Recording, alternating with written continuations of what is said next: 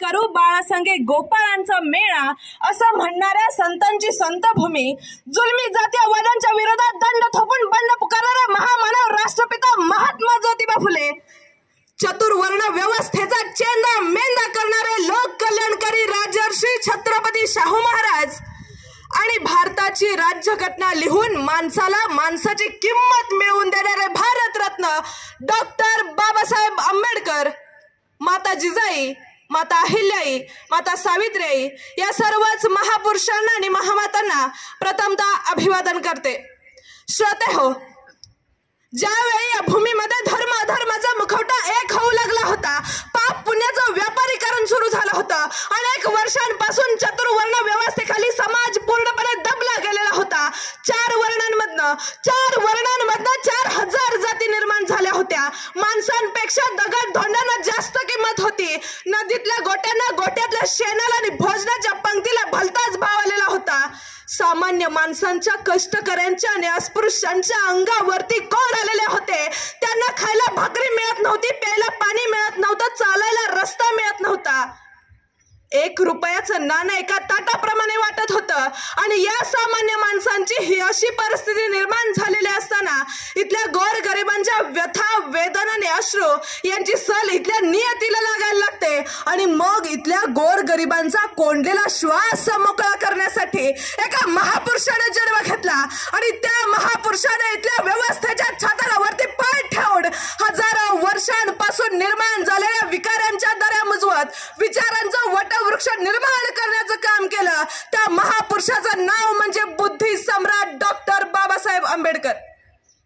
मित्रांनो, बाबासाहेब म्हणजे नेमका काय हे सांगताना आचार्य अत्रे असं म्हणतात, बाबासाहेब म्हणजे मूर्तिमंत बंड, बाबासाहेब म्हणजे जुलमाविरुद्ध उद्गारलेली वज्राची मुठ होय, बाबासाहेब म्हणजे जातीभेदावर आणि विषमतेवर सोडलेले चक्र होय, बाबासाहेब म्हणजे धर्ममार्तंडांच्या वर्णवर्चस्वाचा कोतळा फोडून त्यांची आतडी बाहेर काढणारं वाघनक होय।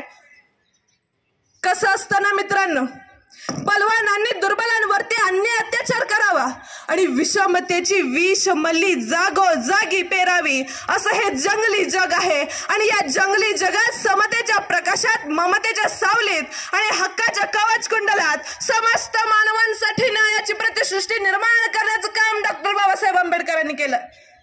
पण एवढं सगळं करून सुद्धा कित्येकांच्या कपाळावरती अट्ट्या पडतात।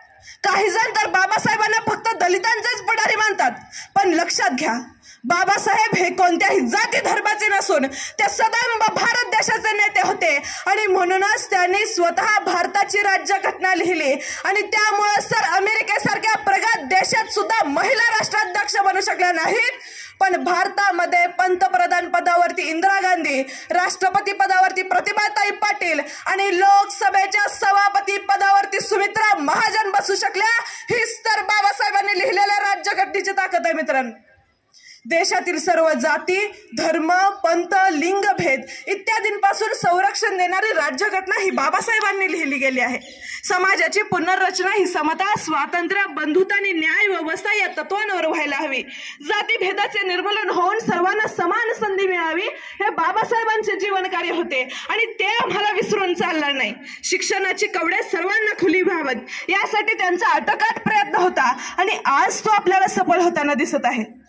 खरं तर बाबासाहेबांनी भारतीय संस्कृती व विचारधारा विचारात घेऊन रात्रंदिवस काम करून एक उत्तम, आदर्श व लवचिक ग्रंथ, त्या स्वतः आजारी असताना देखील 2 वर्ष 11 महिने 17 दिवस सातत्यानं समतोल विचारांची कल्याणकारी संविधान या देशाला अर्पण केले आहे आणि याच राज्यघटनेमुळे भारतातील राज्य व्यवस्थेला सदृढ, सक्षम, समर्थ बनवून प्रचंड ऊर्जा व शक्ती लाभली आहे आणि याच संविधानाच्या तत्वावर देशानं उचललेलं अत्यंत महत्त्वाचं पाऊल हे प्रेरक ठरताना दिसत आहे। खरं तर इंग्रजांनी या देशाचा संपूर्ण ताबा घेण्याआधी हा देश राजे, राजवाडे, संस्थानिक आणि नवाब यांच्यामध्ये वाटलेला होता। हजारो वर्षांपासून उच्च निस्तेच्या आणि जातीपातीच्या जोखडात अडकलेला होता। अशा सर्वच आघाड्यावर विखुरलेल्या देशाला स्वातंत्र्य, समता आणि बंधुता या त्रिसूत्रात बांधण्याचं काम संविधानाने केलं। जो वर्ग हजारो वर्षांपासून उच्च निस्तेच्या आणि जातीपातीच्या जोखडात अडकलेला होता, अशा सर्वच धर्मांना, समानतेच्या सूत्रात बांधण्याचं काम संविधानानं केलं. खरं तर डॉक्टर बाबासाहेब आंबेडकरांना भारतात राजकीय लोकशाही बरोबरच सामाजिक आणि आर्थिक लोकशाही निर्माण करायची होती. त्यामुळे त्यांनी प्रत्येकाला समान मूल्य, समान प्रतिष्ठा आणि समान संधी या संविधानाच्या माध्यमातून दिले. आणि यावरूनच हे लक्षात येतं की डॉक्टर बाबासाहेब आंबेडकरांनी राज्यघटनेचा केंद्रबिंदू हा माणूस आणि त्याचा सर्वांगीण विकास हाच मानला होता. खरं तर माणसासाठी निर्माण केलेल्या कारागृहात मी स्वतः राहणार नाही आणि माझ्या गोर गरीब बांधवांना सुद्धा राहू देणार नाही. नवा विचारांचं सुरुंग लावून हा सुरुंग फोडून आम्ही बाहेर पडू, अशी उद्घोषणा त्यावेळी बाबासाहेब आंबेडकरांनी केली. आणि अशा प्रकारे त्यांनी सर्वच सामाजिक परिवर्तन घडवून आणलं. आणि त्यामुळेच तर आज देखील बाबासाहेबांना माणसातला देव असं संबोधलं जातं.